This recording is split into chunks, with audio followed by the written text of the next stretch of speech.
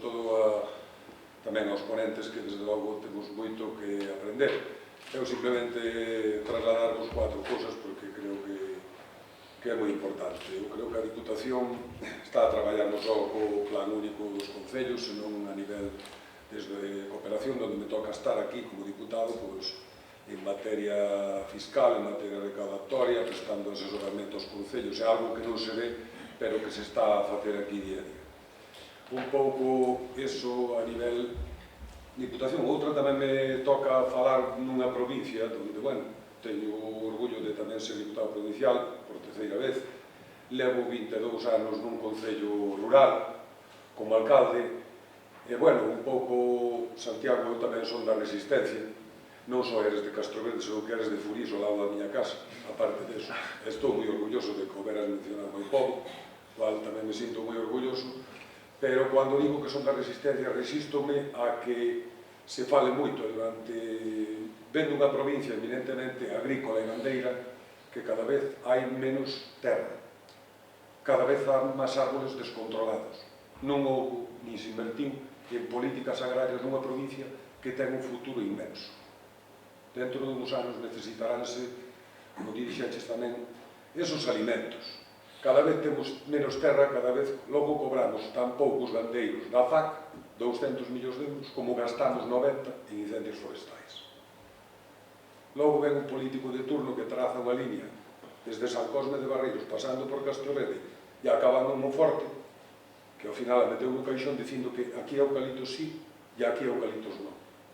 Non hai nadie que teña claro, nin en Galicia, nin nesta provincia de Lugo, que facer co noso territorio. Entón estamos moi mal. Crecemos demasiado rápido. Somos a democracia casa que máis creceu do mundo inteiro, pero agora chegamos a un momento que non sabemos como utilizar os nosos recursos naturais desta provincia de Lugo. E falo de Lugo porque a Diputación representa a Lugo e ten que dotar de seus servicios. Non podemos deixar que os concellos desaparezcan. Son útiles. Todos son útiles. E onde non chegue está a Diputación para axudar. Porque a rede de carreteras non vai ir a menos. Vamos a acabar coa población. Que solución lle damos á montaña luguesa? Unha explotación que cerra non volva a abrir. De que van vivir nos algares? Como vai ir a población a menos? Teñen que arder os montes, porque todo iso cubre de bosque, porque non hai solucións agrícolas para facer iso. Non se fan concentracións parcelarias e non se axuda a terra. Eso da aldea está moi bonito, pero xa se subvencionou para facer casas de turismo rural. O turismo está moi ben. Todo iso está moi bonito e moi ben, pero iso non fija a población. A población fija que temos o clima, temos a terra e non temos claro o que facer con ela.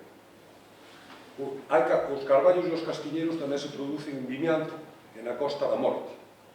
Pero non ali cortáronos para vender eucaliptos en 15 anos.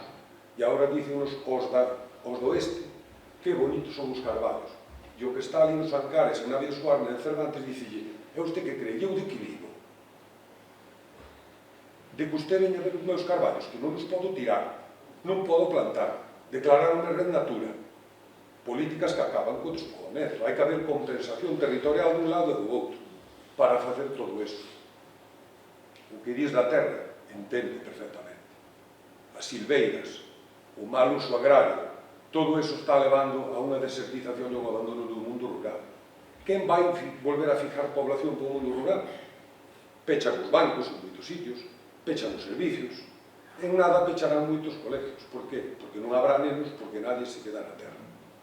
Eu non son ningún ponente, pero vou aproveitar a ocasión de que teño aquí 3 persoas que, de verdad, nas que creo que volverán aquí e que retomen estas ideas, de que lle digan aos nosos políticos, porque a mí pasan tamén un pouco como que a mí nadie me escoita. Entón teño que aproveitar a facer a miña propia ponencia, porque eu tamén son da resistencia, dos que me resisto a que isto se convirta nun desierto e nadie fai nada. Esta é a legislatura do rural. Esta non é a legislatura do rural. Nin foi a anterior, nin as hai 30 anos. O rural non se toma en serio. Mentre non se toma en serio, non se fai nada. Gastamos 90 millóns de euros en rozar silveiras ao pé dos pueblos. Gastos en unificar as terras, en facer programas de unificación de terras e de suelo. Fai un plan para Galicia, aquí eucalipto, aquí pino e aquí isto, pero en todo Galicia. estos non vamos a morrer de fame outra vez en beneficio dos demais. Unha compensación do sueldo, meter os castiñeiros na PAC, meter os carballos na PAC, para que os denarios de Cervantes ou de Fonsagrada podan vivir, senón quen vai ir para ali? Morrerá, así morre o medio rural. E acordámonos de facer estas cousas demasiado tarde. Eu vexo que crecemos demasiado rápido, e desde logo estamos e podemos presumir do que falábamos antes. Somos unha das democracias que en 30 anos crecemos máis e das mellores do mundo. Porque os chinos poden crecer un 5%, pero que logo é ditadura. En Colombia e en Chile crecen un 5%, pero como están?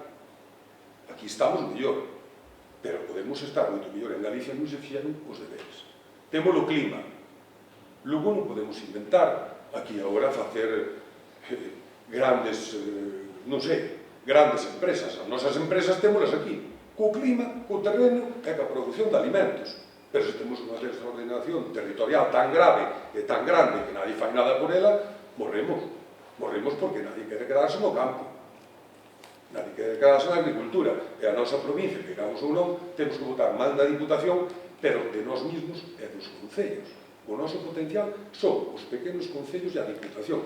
E os pequenos concellos vamos a defender a todos. Porque non somos caos de España. Os pequenos concellos temos os deberes feitos. Non temos culpa de que os outros gestionen mal. Os pequenos concellos fan os deberes todos os anos. Cumplimos con a estabilidade presupuestaria, a maioría deles, e cumplimos con todo. Eu non sei quen é o que fai mal os deberes arriba, pero os pequenos concellos da provincia de Lugo casi todos teñen os deberes feitos, así que non somos culpables. E a todo isto, pois, nada máis, e moitas gracias.